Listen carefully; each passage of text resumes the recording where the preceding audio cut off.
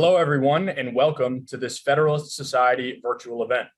My name is Sam Fendler, and I'm an Assistant Director of Practice Groups with the Federalist Society. Today, we're excited to host College Admissions After SFFA. We're joined today by Art Coleman, Corey Liu, and Will Trackman. Unfortunately, Professor Amanda Shaner will not be able to join us today as she's dealing with a family emergency. We send her our thoughts and prayers. Our moderator today is Ken Marcus. Ken is the founder and chairman of the Brandeis Center for Human Rights Under Law and former Assistant U.S. Secretary of Education for Civil Rights.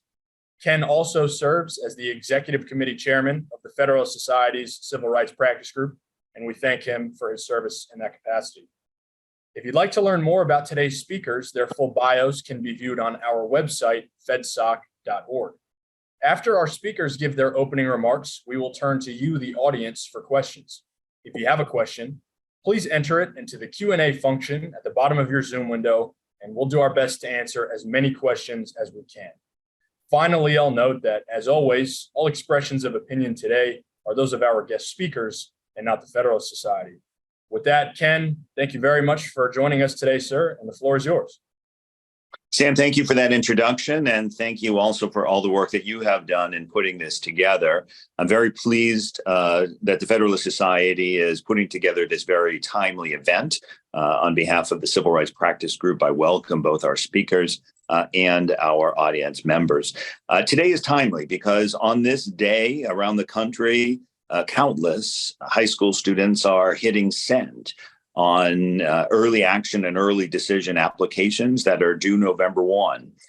This is the first wave of applications that is being submitted in the aftermath of the U.S. Supreme Court's decision in Students for Fair Admissions lawsuit against both Harvard University and the University of North Carolina.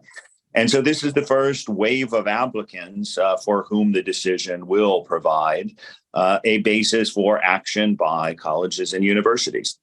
We all know that this was a major decision, but what it will mean specifically for college admissions in the future, what it should mean as well, is a question for which I would say that expert opinion would be welcome.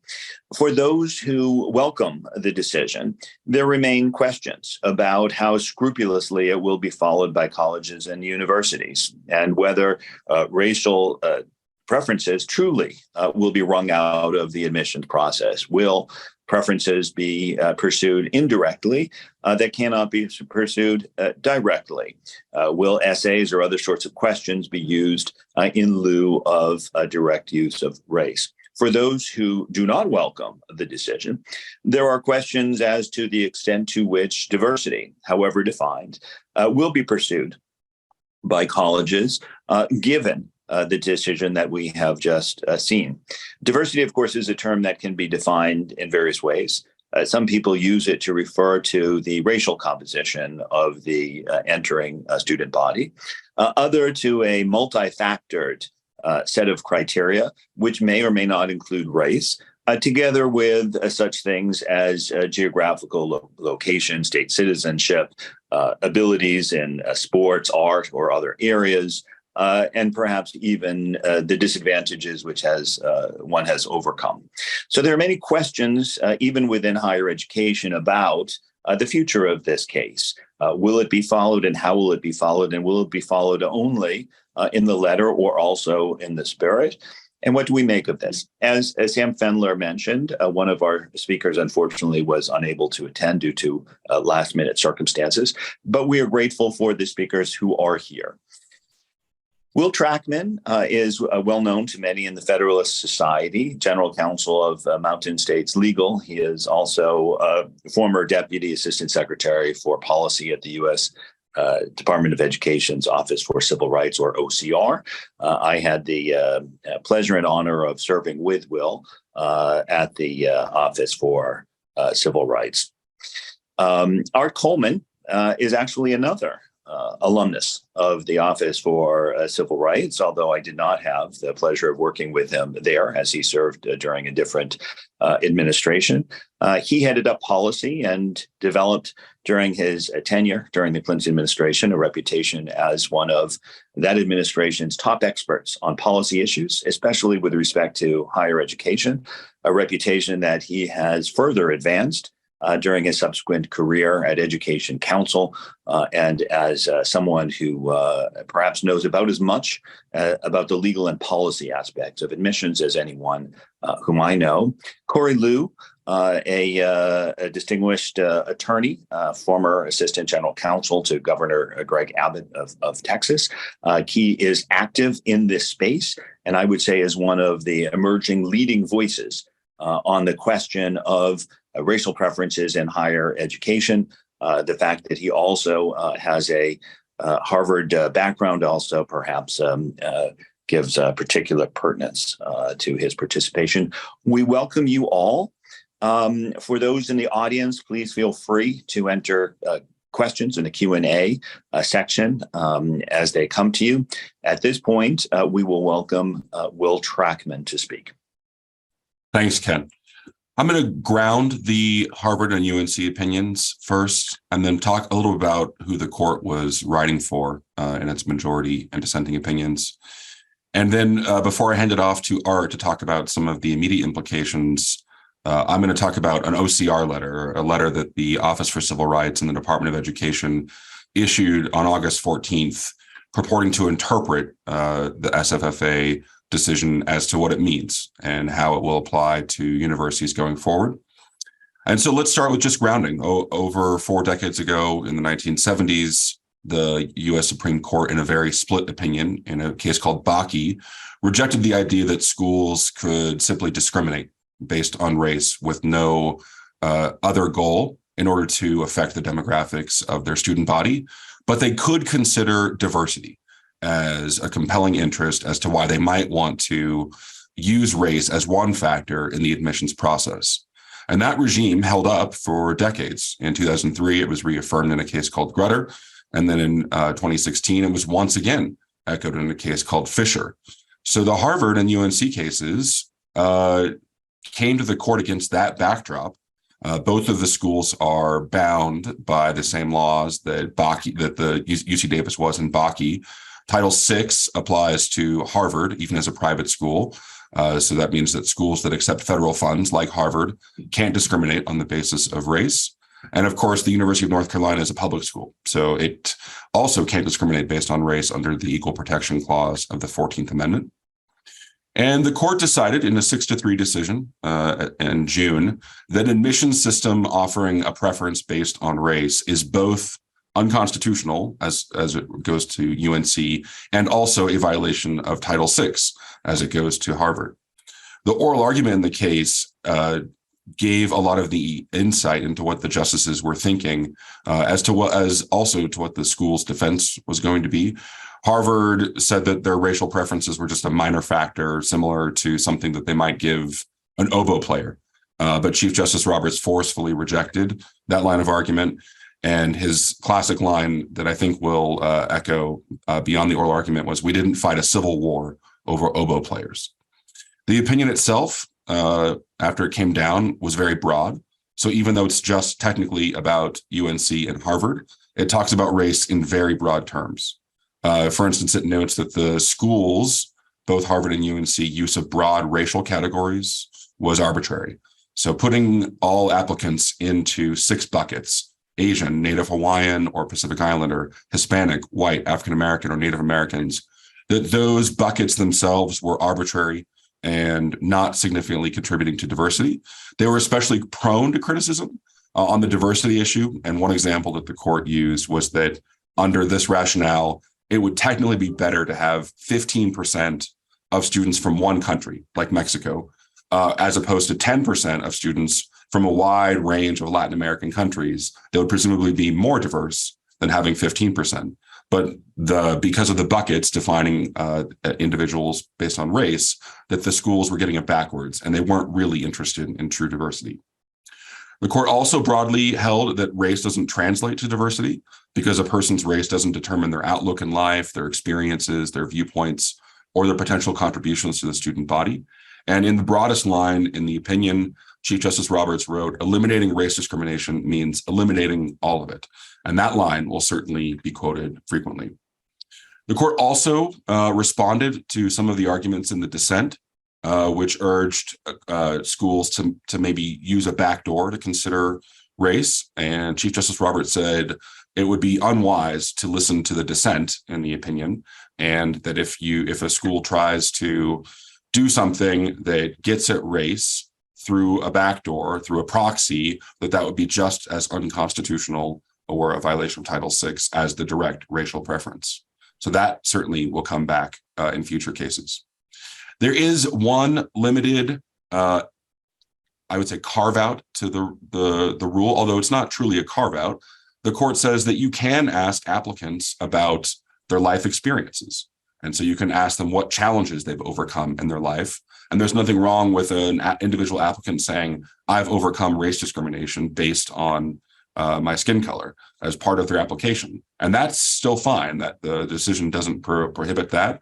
But of course, many of the universities that read that line will say, well, there's something there that we can continue to use to affect diversity. Second, I want to talk about who the court was writing for. This wasn't an opinion in a narrow area of law. This wasn't a maritime decision that'll have minimal consequences on other cases going forward.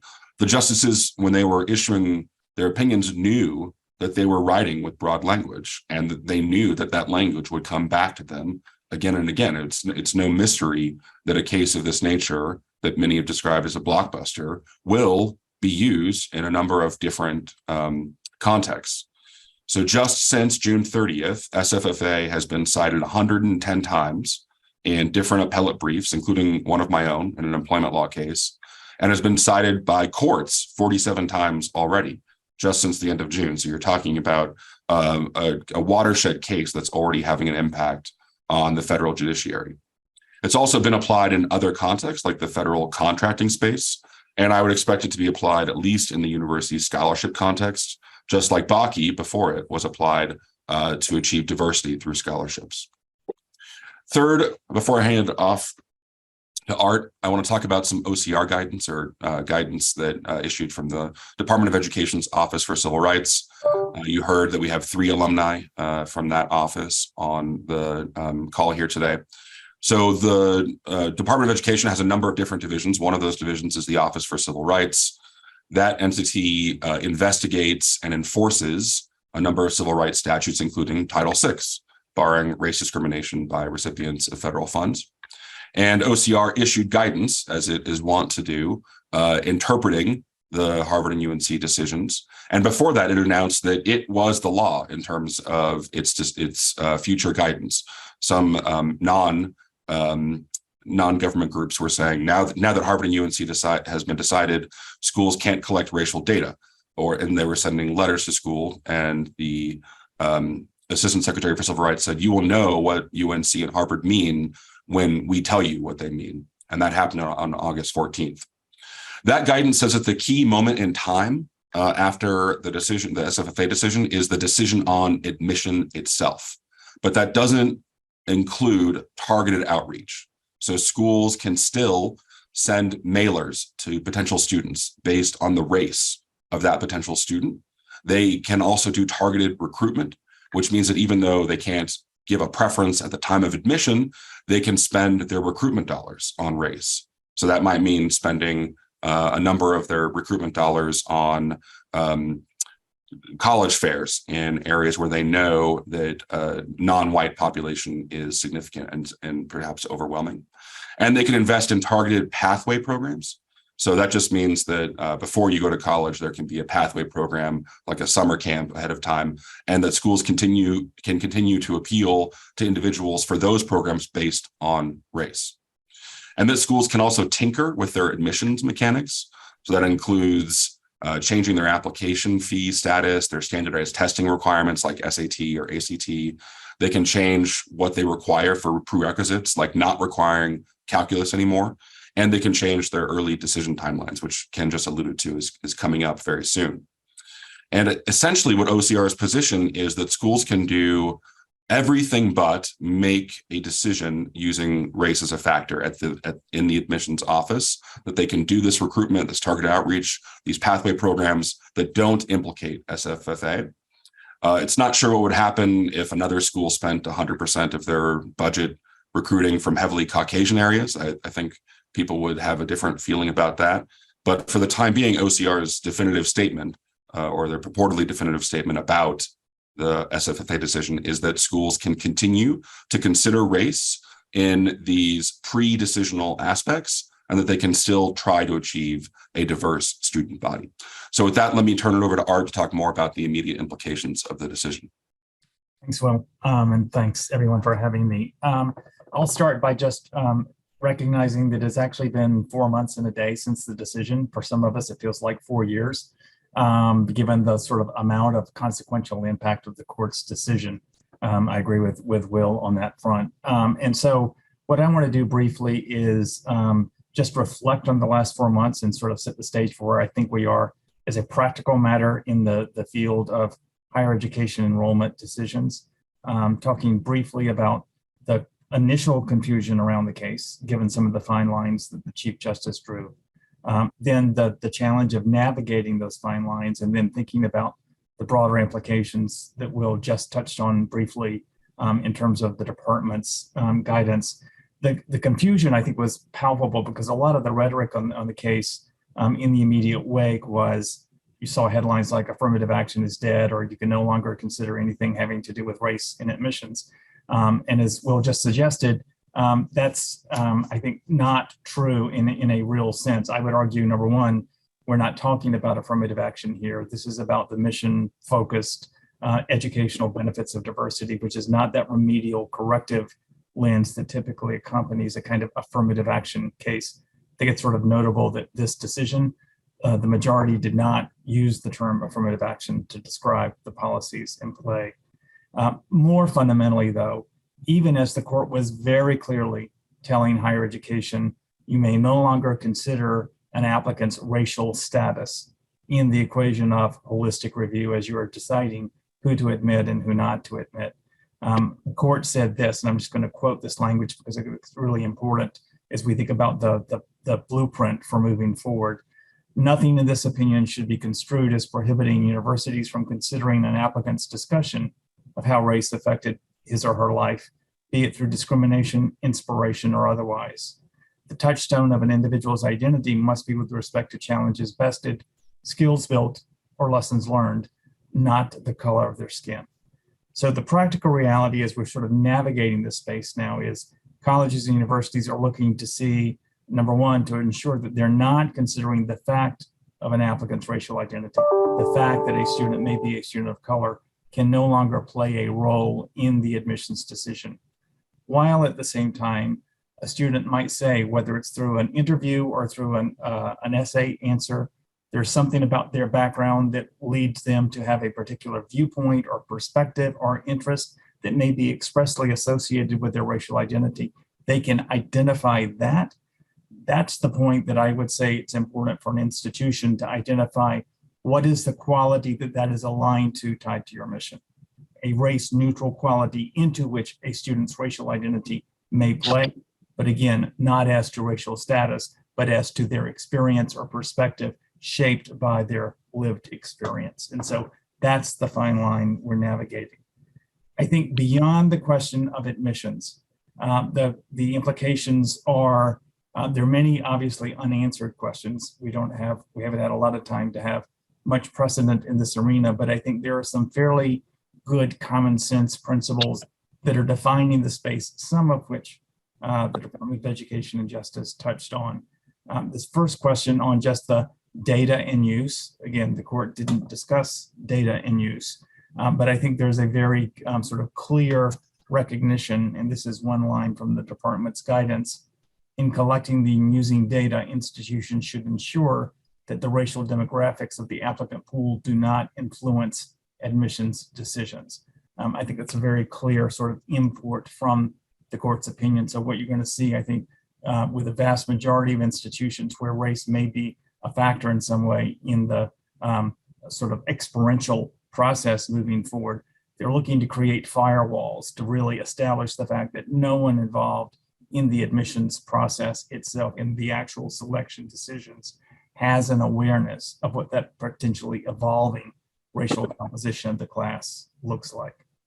Will touched on recruitment and outreach, and I'll just say the broad points I think that the Department of Justice and Education raised are fine and valid. I think it's important to recognize that federal cases at the circuit level and at the district court level for years, I think consistent with some historical OCR guidance, have recognized that inclusive recruitment and outreach practices, and that's actually a legal term of art, are generally fine and actually don't even raise the specter of discrimination, because you're not in those kinds of practices where it's a question of where do I fund, where do I send recruiters, how do I target certain areas of the country or certain populations within certain areas.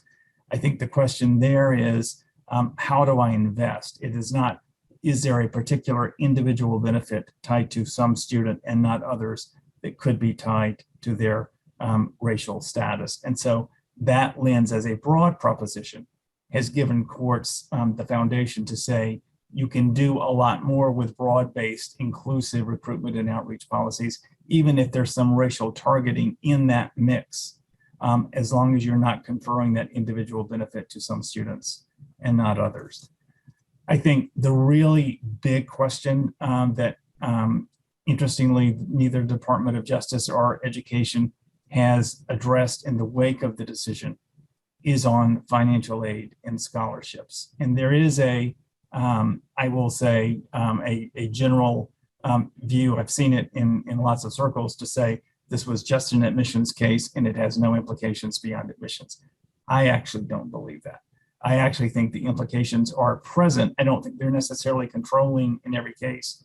But with respect to admissions, I think the simple question is, if you as an institution were going to advance a race status conscious practice tomorrow, what would be your compelling interest?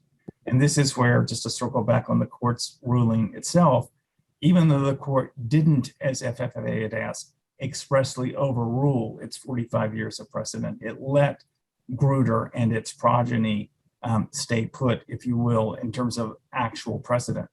I think it fundamentally eviscerated the holding of Grutter and its progeny around what were historically considered to be legitimate, compelling interests to advance the benefits of diversity, because it basically took those very interests that had been argued previously and prevailed and said, with respect to Harvard and UNC, they were insufficiently concrete or coherent enough to justify this status consideration.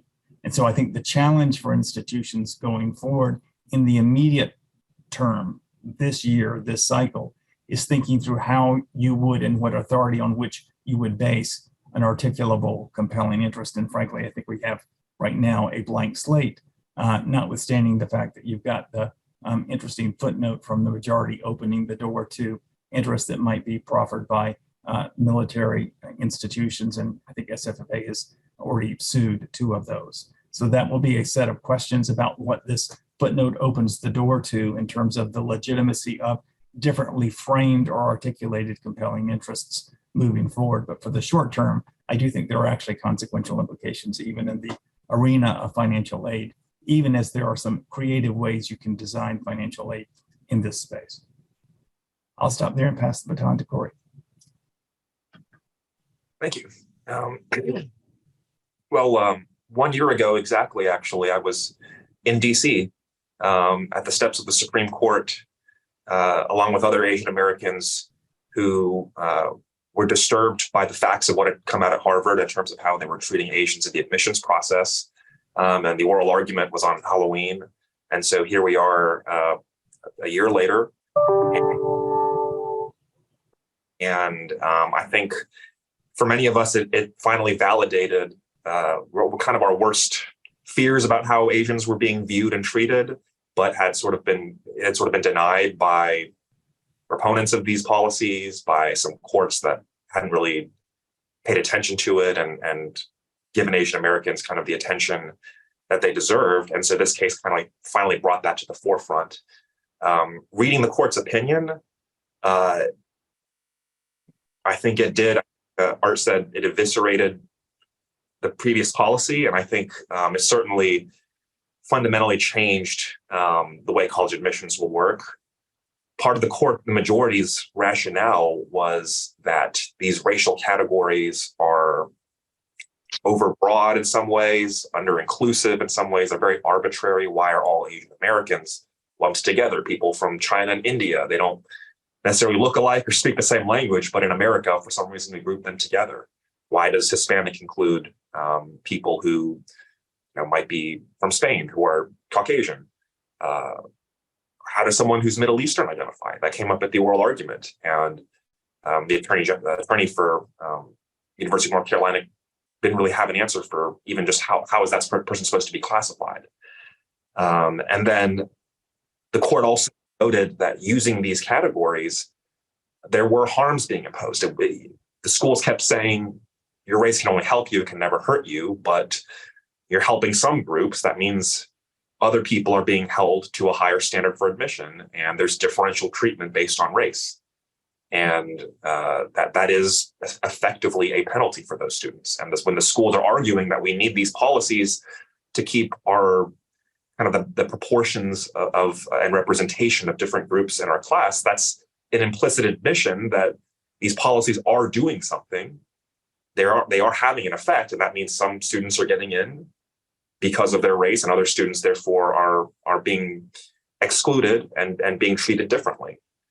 And the court also noted this idea of looking at the numbers and considering representation, that's effectively racial balancing. And so after Grutter, there was this sort of tension, right? Well, you can consider race to achieve certain goals, but then what are those goals, right? You can't have a quota because the Supreme Court's made clear that having numerical goals is unconstitutional. But then in Grutter still seemed to open some room for achieving some sorts of numerical goal as long as the number isn't stated. And so that was always a tension there. And the fair admissions decision makes pretty clear that that's a problem with how these programs are operating. And in the case of Harvard, I mean, it was pretty clear they had these one-pagers they were using to track the demographics of the class throughout the admission cycle. They, at the very end, when they were kind of shaving off the last few students from the class, they were using race. And the numbers showed the proportion of the class of different racial groups stayed roughly the same year after year. So it looked like racial balancing, which, arguably that went beyond what Grutter allowed. And yet, because of this sort of idea that, well, you can still try to achieve certain targets like critical mass, terms like that, that it was effectively acting like a quota. And so the court has pretty much made pretty clear that using these racial categories, it's too crude. It's not really, you're not really trying to get to know someone as an individual, right? You're just sorting them into a category. And I think even the justices who believe these policies are constitutional had to acknowledge that.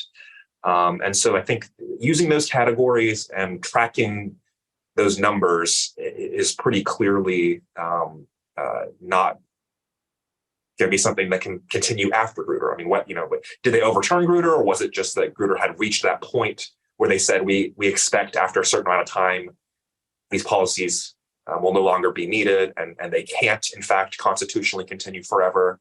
I think either way, the use of those racial categories is no longer permissible. And I think we've heard reports that schools are starting to move away from that, which is heartening. So what do we have after that now? There have been concerns raised to what will schools do to try to get at similar goals, and are any of those arguably discriminatory? I think the answer to that question, like in any civil rights case, turns on the facts of the particular case. We have the Arlington Heights test for whether a facially race-neutral policy is nonetheless motivated by discriminatory purpose and has a discriminatory effect. And if so, then it will be treated as unlawful and discriminatory. And so I think, as in many other areas of civil rights litigation, that will be a question that can be raised, and we'll turn on the facts of the case. I think we know the Coalition for TJ case raises one such claim where a public school, a magnet school, had changed its admissions program, and the result was a significant drop in the number of Asians, and there was evidence of communications between people involved in the decision that talked about Asians and how this is going to look and the number of Asians that are going to be in the class. So that could be evidence of discriminatory purpose. And so those types of claims will be able to continue to be litigated. And I think that certainly, as Art mentioned, there's room for sort of diversity programs that don't look at race or only consider sort of people as individuals, and to the extent they raise their identity as a factor, that is one thing the court may look at. But in getting to know that person as an individual, and in doing so, that may be something closer to part of what the Grutter decision was actually trying to say in terms of just making race a small factor, as opposed to really just trying to get the numbers to look a certain way at the end of the year. So we're going through an admission cycle, as Ken mentioned. Students are applying for college right now. So it remains to be seen what the results are and how this process will occur. But I think the thing I want to close on is just to sort of emphasize the message of the fair admissions case, and hopefully that will be something that as sort of time moves on and sort of the people who are directly involved in this move on and the next generation comes of younger people, that we can look at this and acknowledge that this is not a conservative or liberal issue, that even though in the course of the litigation, there were statements that were made by the universities almost saying, who are these Asians? They don't exist, right? None of them testified in court.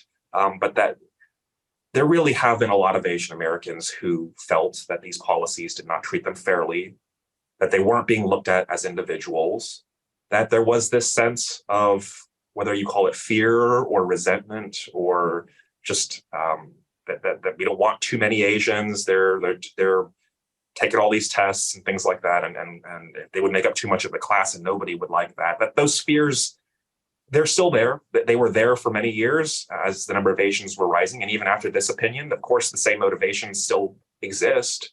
And an opinion is just, a law is just a law in the books, and opinion is just opinion on the books. But what really matters is having people respect it and internalize it. And I would say to sort of the litigants who were on the other side of this case, I would hope that they would take away from this case some appreciation for the perspective of folks who maybe hadn't really been included in the discussion before. And that if you're going to fight for all people of color, all racial minorities, for genuine equality and inclusiveness, that you have to be able to put yourselves in the shoes of other people too. And it can't just be telling this or that particular group's story. And if you look at the dissenting opinions, there's not really much of an attempt to sort of put themselves in the shoes of Asian Americans. And so I would hope, once sort of the immediate aftermath of the litigation is kind of in the history books, and we're able to look at it sort of more objectively, that we could realize that there was a real story to be told here, that there were really people who felt like they were policies and that nobody was recognizing it until finally the Supreme Court made this decision. And that whatever policies we come up with going forward have to be genuinely inclusive and treat all people equally. Thank you, Corey, and thank you all. I have to apologize that I lost connection for a portion of two of the panelists' talks, but heard enough to realize that we heard very helpful insights from all three. I have a question or two, and I see that audience members have already put some questions in the chat. But before we turn to questions, if any of the panelists have very briefly any thoughts they wish to offer in response to any of the other panelists, we could take that up. Just a couple of quick points. One, it seems like we have universal agreement that this was not just about what UNC and Harvard were doing. This wasn't just that they were doing diversity wrong or racial preferences wrong, that this decision applies to every school, every public school and every school that accepts federal funds in the country, and that there is a duty to avoid racial preferences in this admission cycle. There's no all deliberate speed type phrasing in the opinion, that this opinion affects immediately all those schools that would otherwise rely on Grutter or Fisher or Bakke in order to create educational diversity. Second, I'd want to mention that there are cases in response to something that Art mentioned that do talk about correcting disparities still being discriminatory. So in an employment law case called Ricci, the Supreme Court held that even an employer's efforts to correct a racial disparity was itself a race-based decision.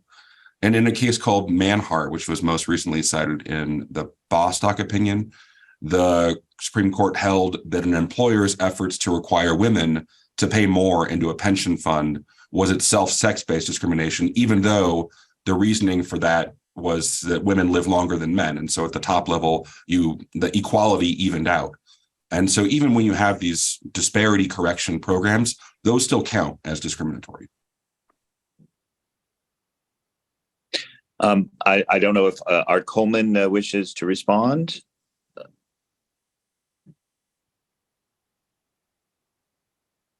Sorry, I was on mute. I think the only thing I would sort of just elevate, going actually to a point that Corey made, because he used the court's language, which really characterized the process as a classification based on race. And I will say, yeah, that's now the way we are constructing these policies after the fact. But I think understanding holistic review in its sort of best, most authentic self, and I'm even looking at language from the UNC record right now, that emphasizes that there is actually no kind of check the box thinking. It's actually a very comprehensive, individualized review. I think probably higher education has not been transparent enough about what it does and how it does it. And I hope this moment in time, where we're now navigating the fine lines between the prohibited status, but the ability to consider an applicant's racial experience, will lead us to do a better job of talking about what that holistic review in its authentic sort of fundamental perspective on individual applicants looks like, because I think there's been a lot of mythology about the kind of mindless check the box application of a racial status that I think, just in my experience, has not been typically the case. Okay, so here's a question that I have. A couple of our speakers have either questioned whether Grutter was overturned or stated more clearly that it was not. We know that the courts will likely soon take up pending cases regarding the use of racial preferences by service academies such as West Point and the Naval Academy. Putting those aside, do the panelists, and I'll ask first Art, do you see a prospect of colleges or universities trying to proffer alternative justifications for the use of racial preferences? That is to say, do you foresee that there are colleges or universities who are saying, look, Grutter wasn't exactly overturned. We won't do what Harvard did. We won't do what UNC did. We're not service academies. But there may be other justifications for the voluntary use of race in admissions. And if so, what sort of justifications do you see them potentially proffering? So it's a really good question. And I think it's a question really for the mid and longer term in terms of potential sort of legal strategies that are out there.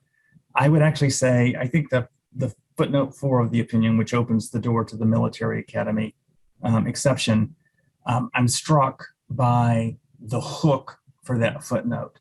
And the hook for that footnote was the fact that the Solicitor General spent the vast majority of her time making that argument. I think fundamentally to try to get the court to recognize the broad sort of power of diversity and how it just played in a military context. The court saying here, we didn't get briefed on the issue. We're not addressing the issue here. For me, that opens the door to the question of what are the other potentially compelling interests that would be more concrete or more coherent in a court's view that would meet a threshold test. And I would say, because, and I'm struck by this, the fact that the court did not take SFFA up on the overrule decades of precedent, but left that precedent very expressly saying we are following precedent. And I dispute that analysis. I don't think you can really read the opinion and say you're following precedent, but that's, my construction of the court's opinion. The court is saying we followed precedent and this result follows as a consequence. With that conclusion, the technical parameters of the Groter opinion are still viable. That is, there's at least theoretically some compelling interest and then some narrow tailoring design that might be distinguishable from the Harvard and UNC facts. I think that's absolutely an avenue that will get more attention, I think potentially even beyond the military context. The one arena that strikes me as among the most intuitively compelling, even for diversity cynics, is the field of medicine and admission to medical schools. When you see the kind of healthcare disparities and the kind of data that exists there, I think there are potentially other ways to craft that interest. So long story short, I think this is going to be an area for litigation in the future as well. Interesting. Do either of the other panelists have anything to add to that question? Well, I actually think it'll go the other direction. I think the question is whether national security will survive as a compelling interest to engage in race discrimination. And as I made in my second point, the court knew what it was doing when it was crafting this broad language about the arbitrariness of racial categories and how your race is not tied into your experiences, your outlook, your viewpoints.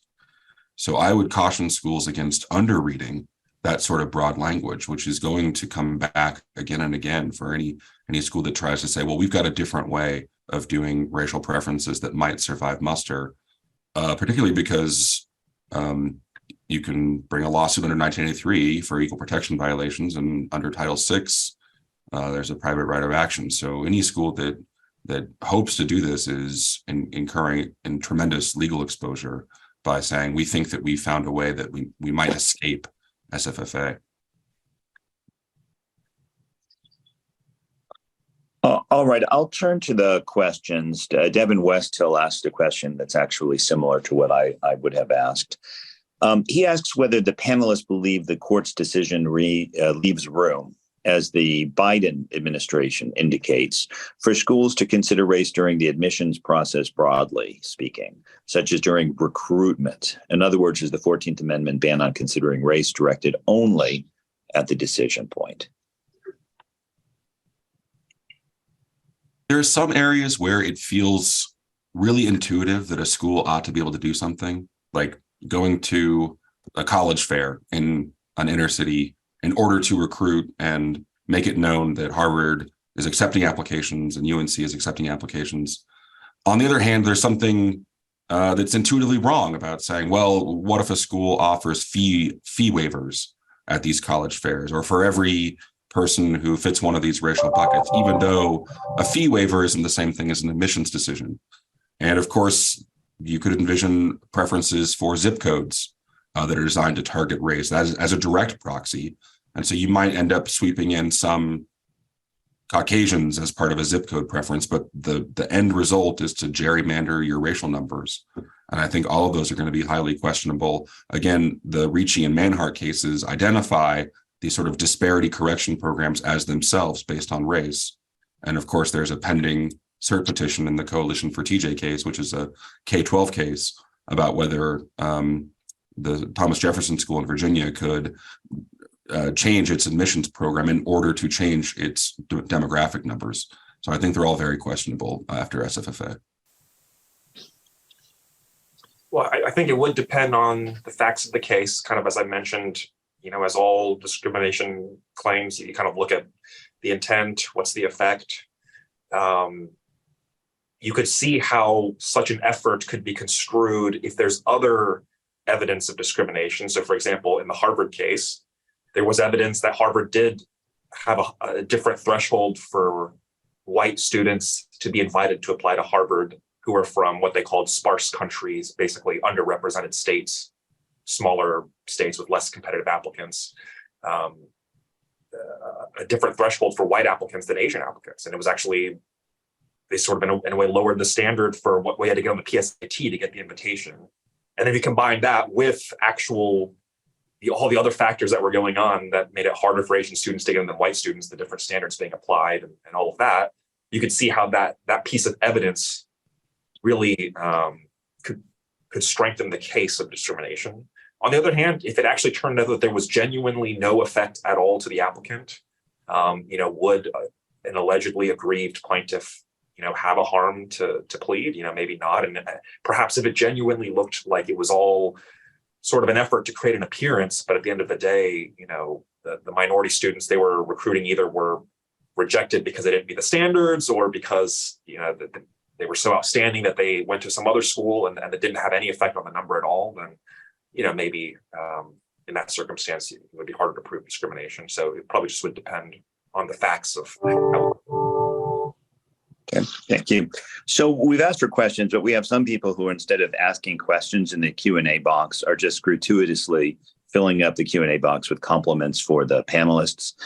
We discourage that. Questions only, please. These panelists know they're terrific, but I nevertheless share the sentiment. We've gotten some questions asking whether the results of this really will be to eliminate racial preferences, or whether it's merely going to cause the racial preferences to continue underground through the essays based perhaps on the language that Art Coleman quoted from the opinion. Have we really changed the way that universities will behave, or are they just going to do the same behavior but in a more covert way? I'll take a stab at that because this is the world I've been living for the last 4 months.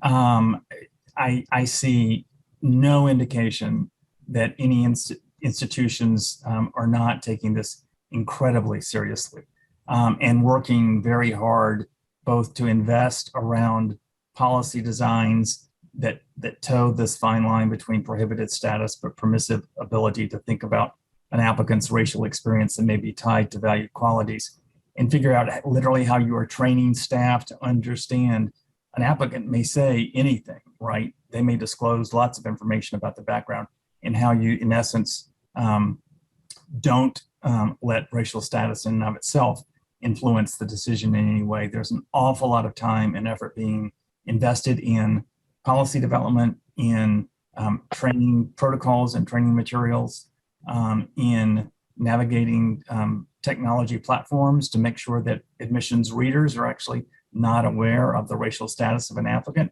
even though that data has come in on a certain platform. So I think there is an awful lot of seriousness taken by higher education leaders to make sure they are following the line of the Supreme Court, both with respect to what's prohibited and what's permissible through the front door of the Chief Justice's opinion. Thank you, Art. So a couple of us have mentioned that there are cases coming up involving the service academies, West Point Naval Academy. One of our questioner just asked straight out, please announce what the decision will be in those cases. What's your prediction? So I've read the complaint in the West Point Academy lawsuit, and it's predictable. So footnote 4, which Art alluded to in the SFFA decision, doesn't say the military academies are protected. It says they are not here before us, and we aren't deciding whether or not this opinion applies to them. So the schools will absolutely say, well, if this were an easy case, they wouldn't have that footnote, because whatever they announced in SFFA must not have obviously implicated the military academies. Otherwise, that footnote wouldn't exist. And then the plaintiffs are saying all of the analytical reasoning underlying SFFA applies just the same to the military academies. Racial categories being arbitrary, race not being the quintessential part of who you are, the idea that diversity means more than skin color, and in fact could mean that you have to ignore race in many ways. So again, this goes back to the point that the court was writing for the future just as much as it was writing for the present. And so I see a world, especially since there's no end game. These military academies are promising to have race in the future and forever. And so that is going to irritate, I think, the Supreme Court if it ever gets to that level. If nothing else on that, we have another question about the implications of this decision for race-based scholarships and other financial. anyone hazard a guess or analysis of the implications? So I addressed that briefly in my comments. I actually think the practical reality for institutions at this moment in time, even though the court technically did not address financial aid and scholarships, the first question, if you're going to sustain a race status conscious financial aid policy, the first question is going to be, what's your compelling interest? And that's the question that I think where I said the court basically eviscerated decades of precedent.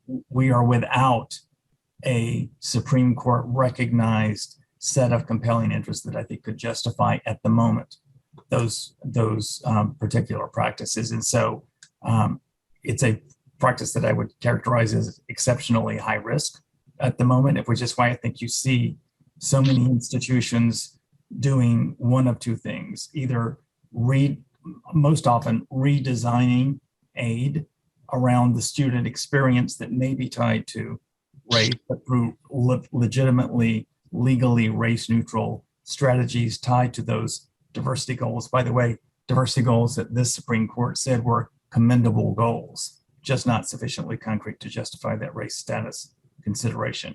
And then there's some creative practices I think you can do, particularly with privately endowed aid, that ultimately result in decision-making that is not only race-neutral, but race-blind, even if you've got funds coming from a donor who said, I want dollars going to Hispanic students as part of a big pool.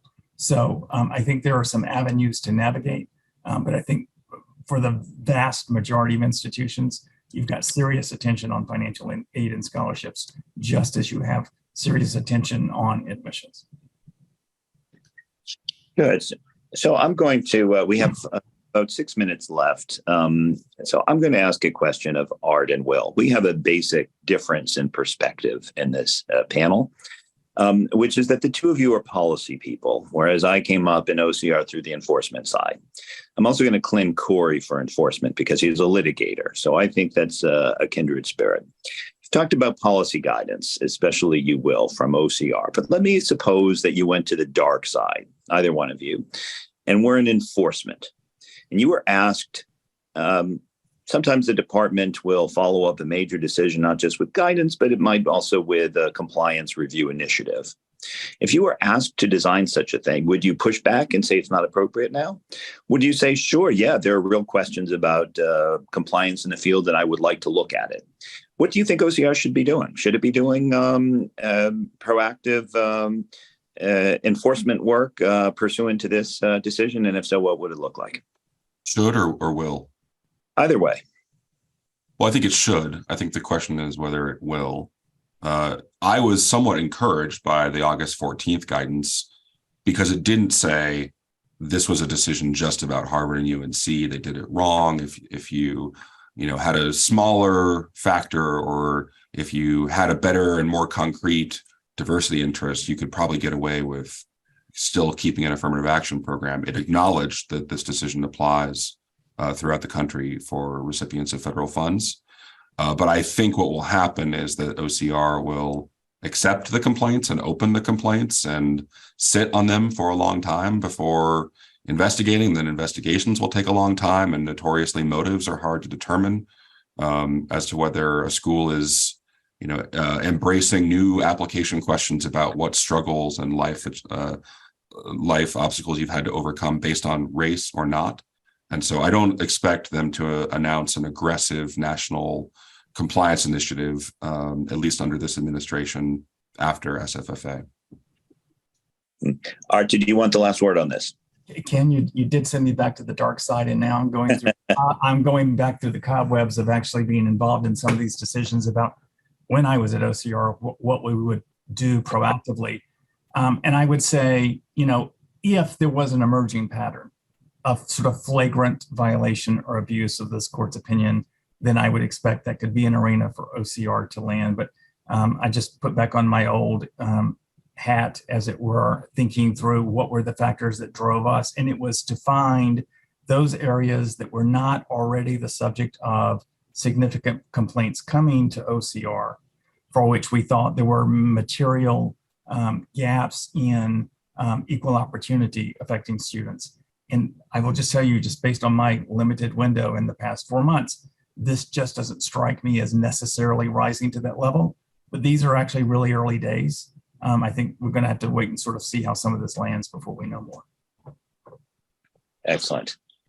I'd said Art had the last word, but it does look like we have just a moment left. If people have a quick response to this question, we've been asked by a couple of people about law schools or law firms.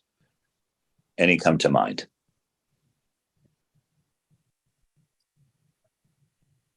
Will? Yes, absolutely. So attorneys general have issued competing letters.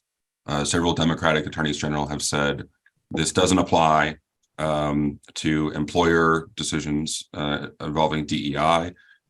My own attorney general in Colorado issued an opinion of that sort just a few weeks ago. But I think a 5 red state attorney general letter before that went out saying, here are a bunch of law firm programs that provide either summer associate jobs or scholarships based on race. And those are going to be subject to 42 USC 1981, which bars race discrimination in contracting. And so the same principles that apply in terms of diversity not being a catch-all defense to race discrimination are going to run through those cases as well. Thank you. Well, gentlemen, on behalf of the Civil Rights Practice Group, I want to thank you. We are grateful for the expertise that you have shared with us. Thank you for your time. I appreciate the audience participation. We had far more questions waiting for us than we were able to reach, so I apologize to those questioners that we weren't able to address. But I thank you all for your participation, and I hand the microphone back to Sam Fendler. Well, Ken, thank you very much for facilitating such a wonderful conversation. And I, too, on behalf of the Federalist Society, want to thank our panelists for joining us today. And one last communication of our thoughts and prayers to Professor Amanda Shaner. I also want to take the opportunity to thank our audience for joining us. We greatly appreciate your participation. Please check out our website, fedsoc.org, or follow us on all major social media platforms at FedSoc to stay up to date with announcements and upcoming webinars. Thank you all once more for tuning in, and we are adjourned.